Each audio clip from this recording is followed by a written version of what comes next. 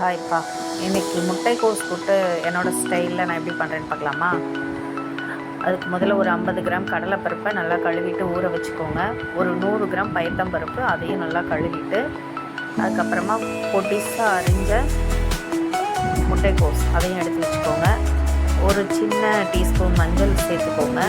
அதில் அந்த முட்டைக்கோஸையும் சேர்த்துட்டு, அதுக்கு நான் சேர்க்குற மசாலா என்னென்னா, தேங்காய், ஒரு சின்ன துண்டு பட்டை, 2 கிராம்பு, அவ்வளோதான். ஒரு பல் பூண்டு, ஒரு காஞ்ச மிளகா, இது எல்லாமே கலந்துட்டு அதை நல்லா கிரைண்ட் பண்ணிவிட்டு, ஒரு 10 சின்ன வெங்காயம், ஒரு சின்ன தக்காளி சேர்த்தா போதும்.